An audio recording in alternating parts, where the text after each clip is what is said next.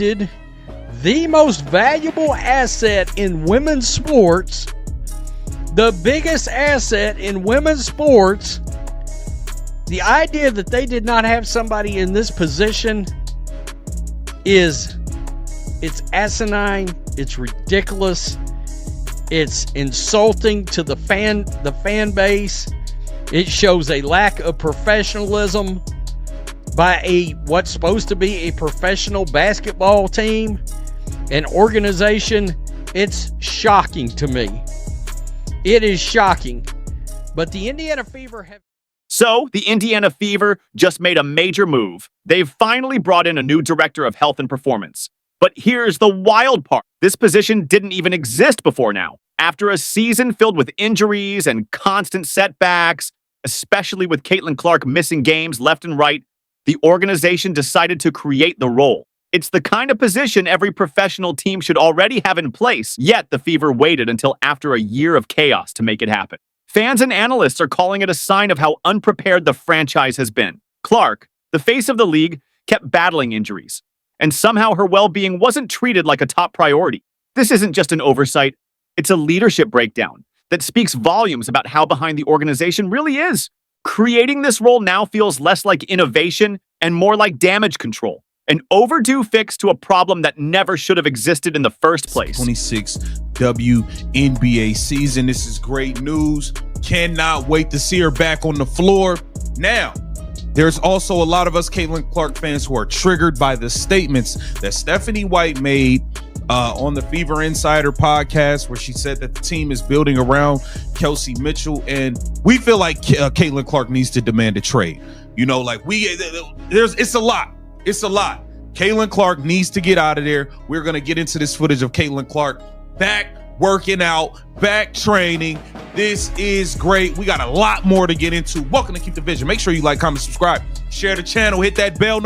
Caitlin Clark's rookie season felt like one long battle against her own body. It was a brutal stretch. Injury after injury, setback after setback. She started off dealing with recurring quad issues that sidelined her for weeks. Just as she began to recover, a groin strain flared up, and by mid-July it became a serious problem. And when it finally looked like she was on the mend, disaster struck again. An ankle sprain during rehab shut her down completely for the rest of the season.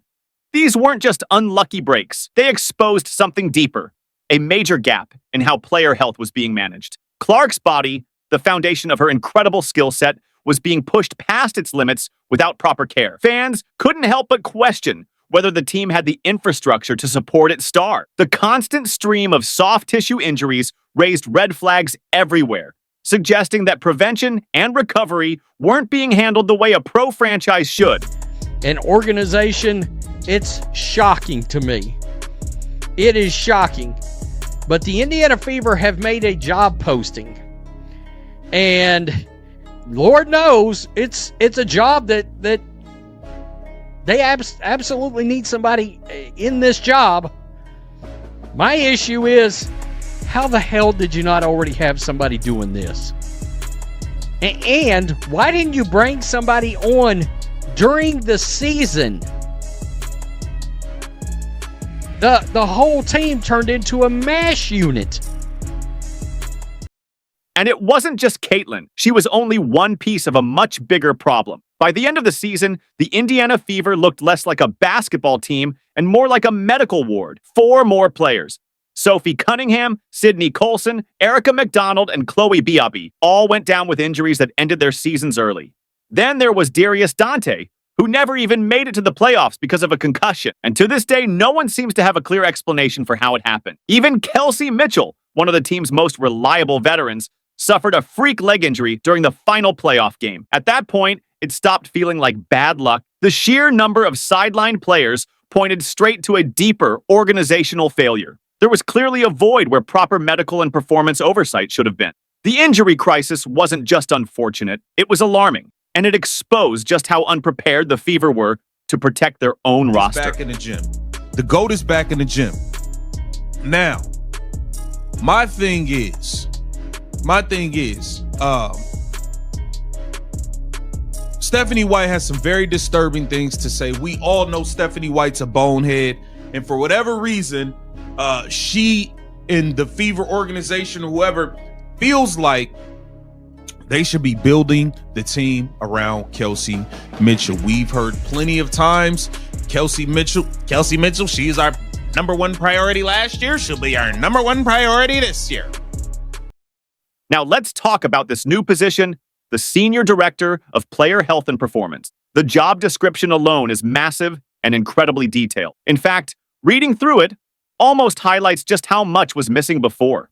This new director will be in charge of the entire health and performance ecosystem, from athletic trainers and physical therapists to nutritionists, massage therapists, chiropractors, and even interns. They'll oversee everything: evaluations, diagnoses, treatment plans, recovery monitoring, and most importantly, injury prevention. The scope of this role makes one thing crystal clear. The Fever were operating without many of these essential systems in place. It's like they're finally building the foundation that should have existed years ago. Instead of being a forward-thinking addition, this feels like a desperate patch-up after an injury disaster. The job description itself is proof of just how far behind the organization was in prioritizing player care. The whole team turned into a MASH unit. It's crazy. It is crazy. It's no secret the Indiana Fever were dealt a brutal hand when it came to injuries they dealt with during the 2025 WNBA regular season. The most notable of these is regarding star Caitlin Clark, who experienced several soft tissue injuries during her sophomore WNBA campaign. She suffered 2 relatively minor quad injuries that kept her sidelined for a couple of weeks early in the season. The backlash from fans and analysts has been intense, and honestly, it's easy to see why. Many are calling this entire situation a case of professional sports malpractice. How could a WNBA franchise, one featuring the league's biggest superstar, go so long without a basic health and performance department? It's almost unthinkable. To fans, it feels like a slap in the face. This isn't just an administrative mistake. It's a reflection of deep-rooted dysfunction inside the organization. It exposes a shocking lack of professionalism and foresight, the kind of mismanagement you'd expect from amateurs, not a professional team handling million-dollar athletes. The fact that the Fever only acted after a season filled with injuries has made it even worse. What should have been a proactive investment in player care turned into a desperate reaction to disaster. For many, that delay isn't just disappointing, it's downright unforgivable, and it lands squarely on the shoulders of the team's leadership. Should move on. Caitlin Clark needs to move on. This is just not gonna work. This is not gonna work. You know what I mean? This is the quote.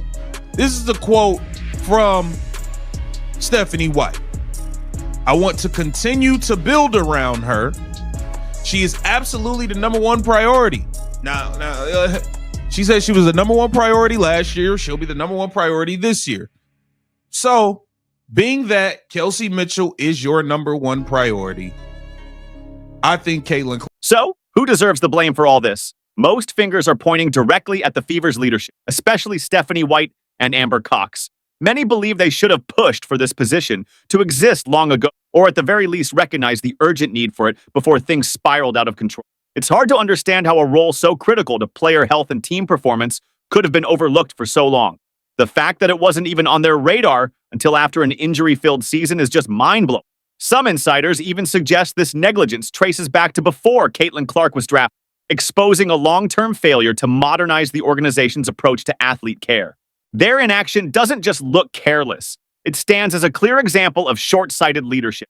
By waiting until disaster struck to take action, Fever management sent a loud and troubling message about their priority, one that fans and players won't forget anytime soon.